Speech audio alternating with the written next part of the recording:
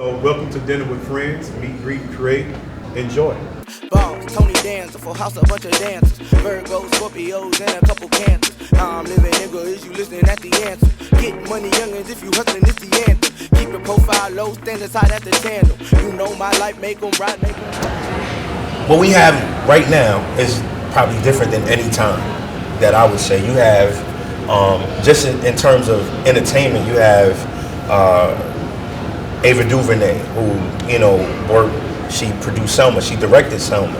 You have Shonda Rhimes, who's owning primetime. Nobody's ever done that. No, not a woman, and a black woman at that, running primetime. Then you have Oprah, who owns OWN. You know what I'm saying?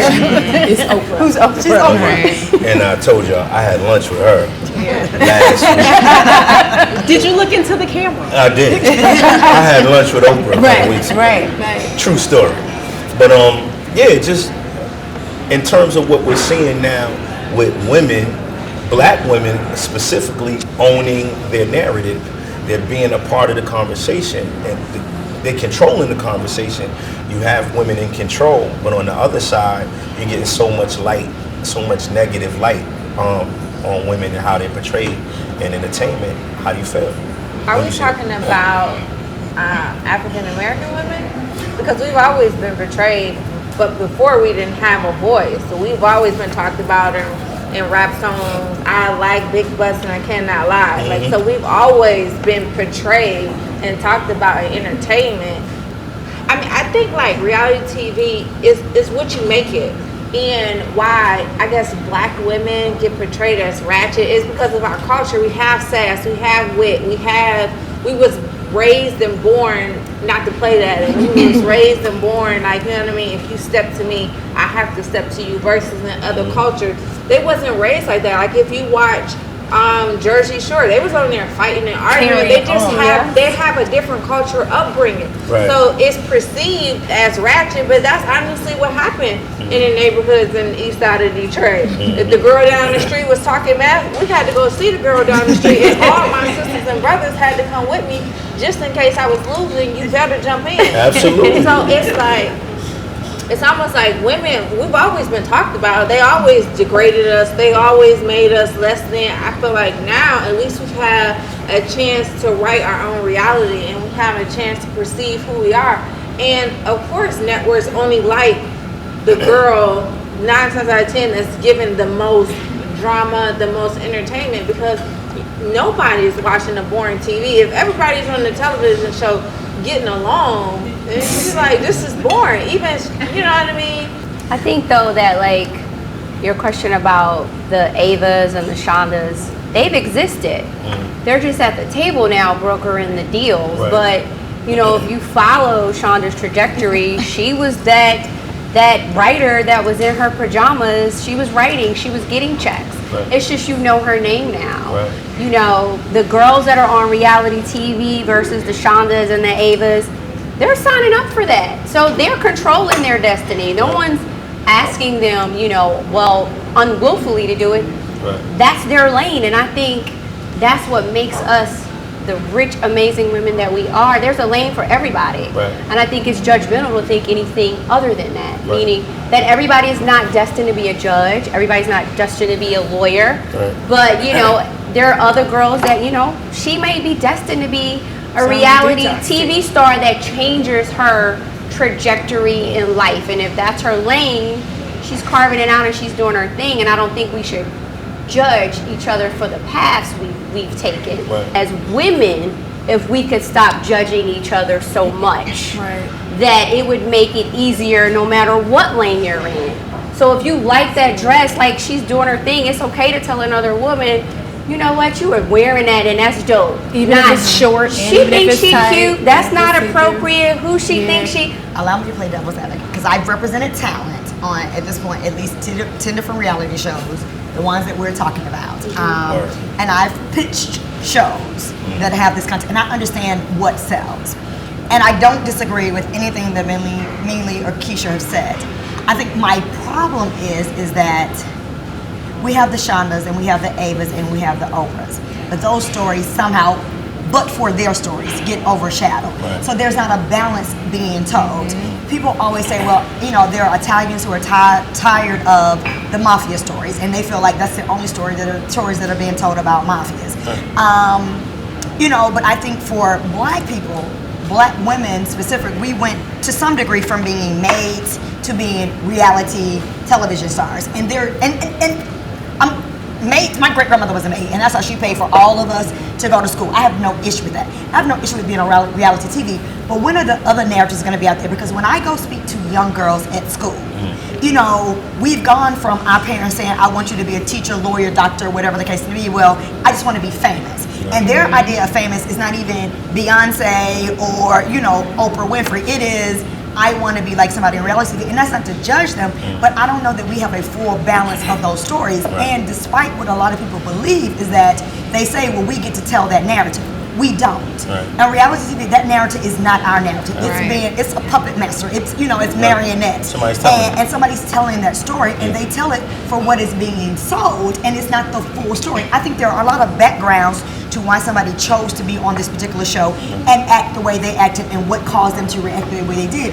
They don't explore that. And I think once you start exploring that, it does show the full depth of what it is to be a woman, to be a black woman. So when people ask me to come speak to young women at schools, they're interested in, do you know this person, this entertainment, but they're not interested in the journey that I took or that we all took to become entrepreneurs or to be judges or mechanics. And to me, that's what bothers me a little bit, because the other side of the story has not yet been told, and it's not a full picture.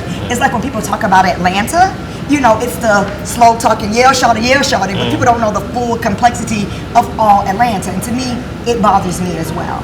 See, I'm not interested in knocking how another woman makes her money. Like, it's really not even my business. And I think culturally, we have been raised to feel like, you know, either you be a doctor or you be a lawyer or you be something else, and you have no other options. And I think the reason why people are so interested in this, and social media has pretty much cut out the middleman. You don't need to, you are now your own media.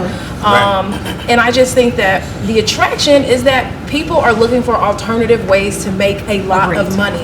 And if so-and-so doesn't have to go to college and she doesn't have to get 700 degrees, I'm going to be following her and seeing what kind of tummy tea she's selling, and if I can get my numbers up. Because, I mean, the truth is that 2% of your following will buy whatever you sell. That is the truth. However you get your following doesn't matter to me. And so I just think that culturally, we always like, shh, don't tell, everybody got crackheads in their family, don't tell, you know, we just want to present the good stuff. And I just think that, like, what makes us so amazing as a people is that we can do a plethora of things. And I do think that the good stories are out there. I mean, Oprah is like queen of the world. Like, everybody, like, if she has set 100 examples, like, if no other woman comes forward, she has done a ton. But I just think that, like, I'm okay if somebody wants to have an alternative method, because that's what I took, you know what I mean? It's like, I knew that I had no desire to do, like, go to work and all that stuff. So I like the idea of people saying that, like, you can earn a living with your bare hands. If you got to braid hair, if you do makeup, whatever it is, you can do it. And I think social media and television is saying that. Girls are making money doing all kinds of things. So I like it. I have so many thoughts running about everything that everyone has said. First of all, about reality TV. My biggest issue with it, I agree with you. One, not only the people's stories, but what you do. The people behind the camera, the employment, the jobs, the people who cater the food for them to eat. All of those things provide jobs for people to have a decent living, to take care of their families and feel proud. I support all of that. But what I don't like, to her point, is that reality TV really isn't reality, and it isn't our story. So you have kids wanting to emulate something that's not real. Like, we've called it real or reality, or this is what it is, but a lot of the things we see on television just simply aren't true. It's really just about getting their ratings up. So that's my biggest issue with that. But what you were talking about, I also completely agree with.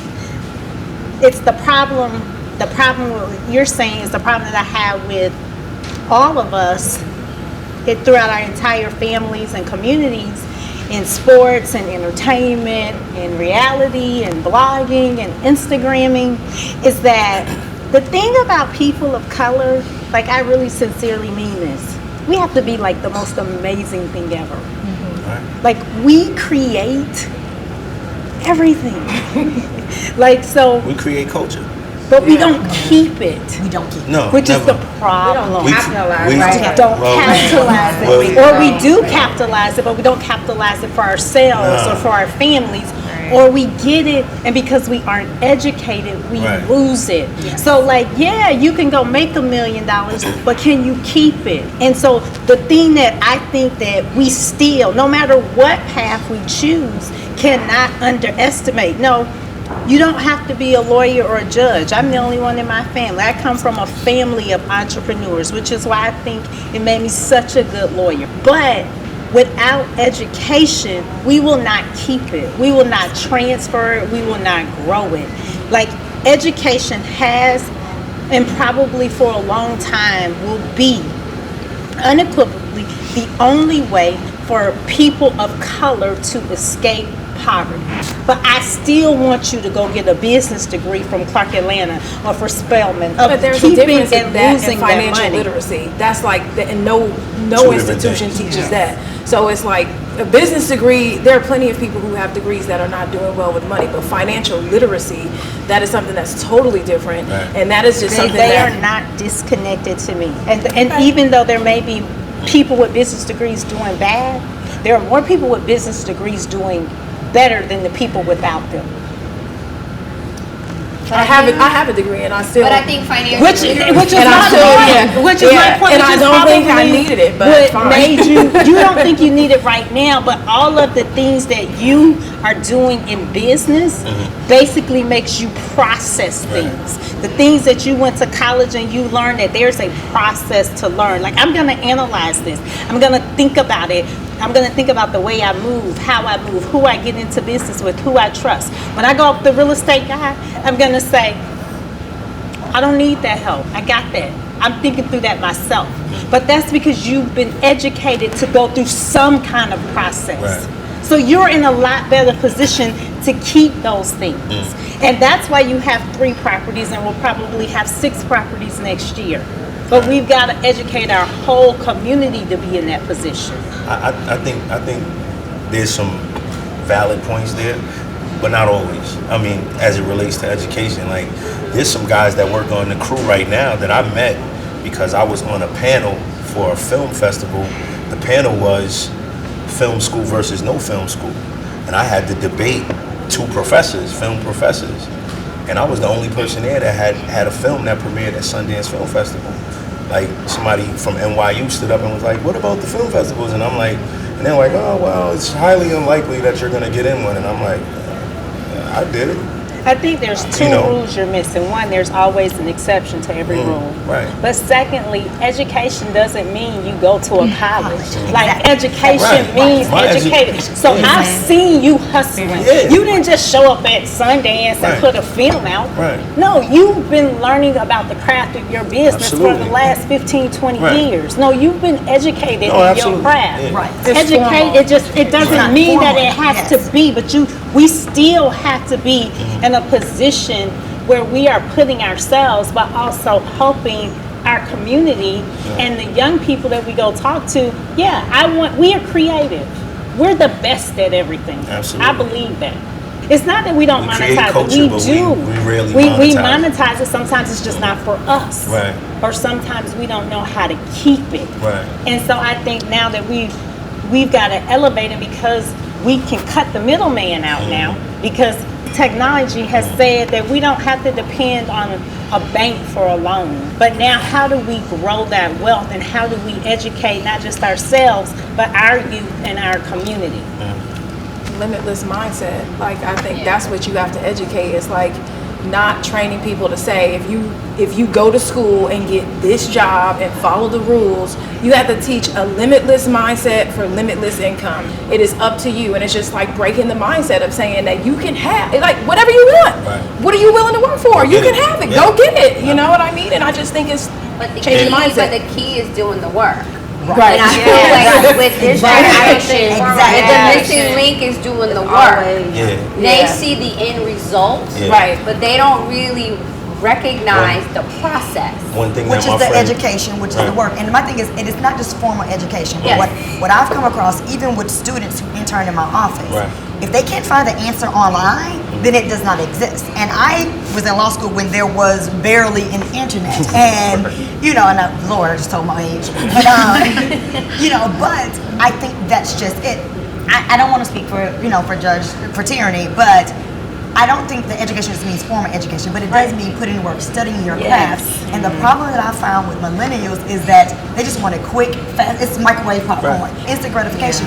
And that is not figuring out how to do it, how to make it last, and how to leave a legacy. Right. Yes. And that's not what they're thinking about. It's really, really quick. And to me, Quick flip. that is the problem. I And think every I can group kinda probably agree, say that yeah. about the younger group. No, Somebody but was that's saying what that about happened. us. Yeah. We keep getting better. Yeah. So like it But- pushes the next group to be better Yeah. than the next. Well, if Like, you're listening. Yeah. If Somebody's always listening. Yeah. Somebody. Yeah, because Not we're everybody. at this table. Yeah. Like But somebody heard something. Right. I think, to your point, I think it's true. The education, and also to what Malik is saying, like you don't have to go to a university, but like again, my good friend Shaka Zulu told me the lesson is in the work. Yes. You know what I'm saying? You cannot skip steps, no matter how Can't much you skip feel them. like you skipping them.